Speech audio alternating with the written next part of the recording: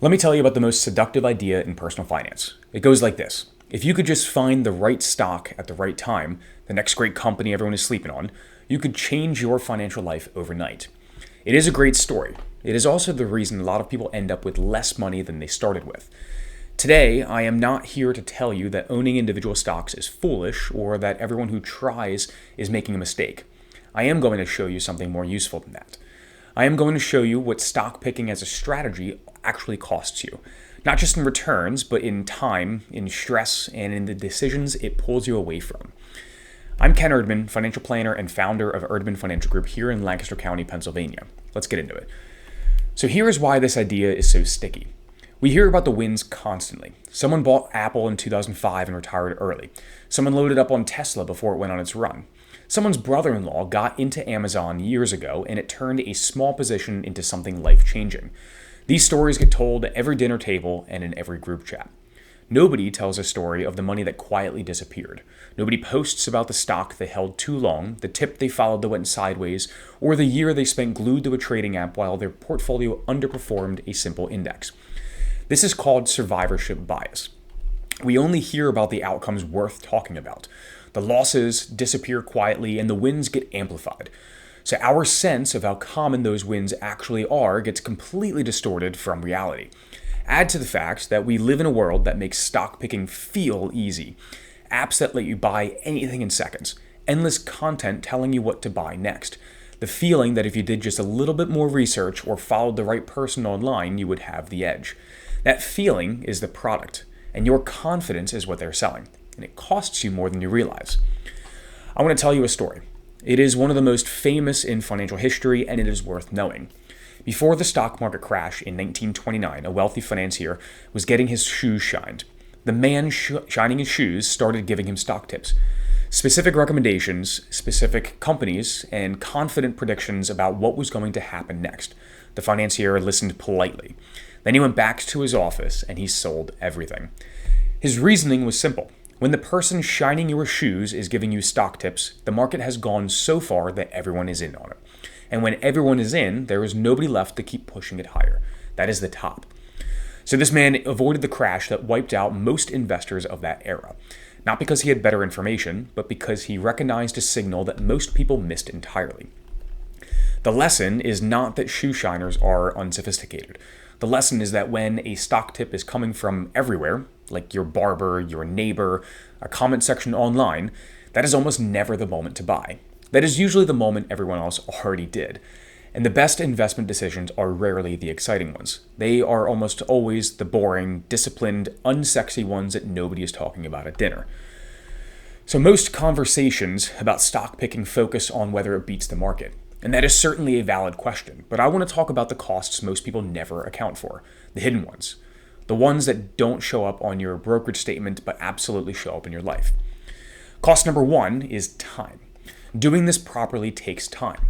Researching companies and reading earnings reports, following the news that affects your positions, deciding when to buy and when to sell. For someone whose time is genuinely valuable, and that includes almost everyone watching this, the hours spent on this have a real dollar cost that never gets calculated.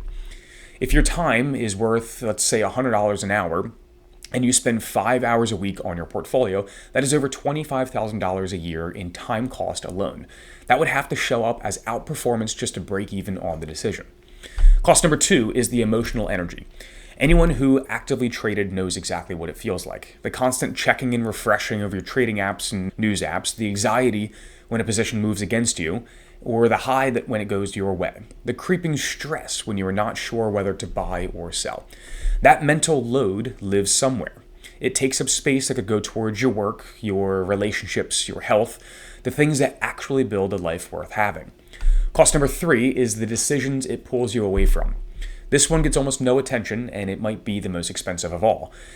Every hour you spend trying to find the next great stock is an hour you do not spend on things like your tax strategy, your insurance review, your retirement projections, or the financial plan that actually connects your money to your goals.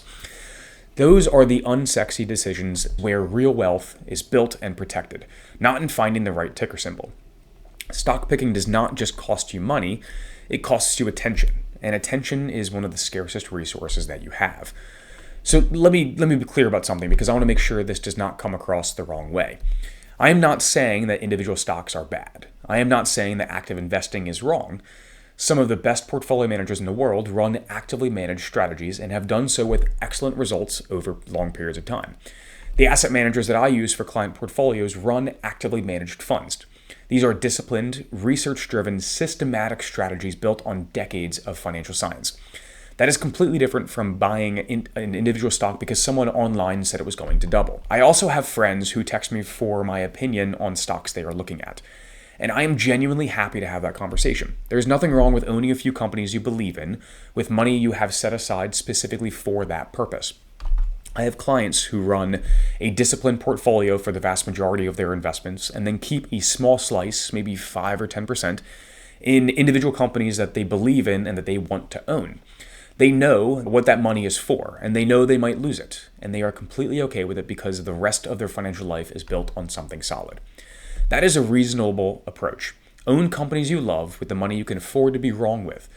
Let disciplined fund managers handle the rest.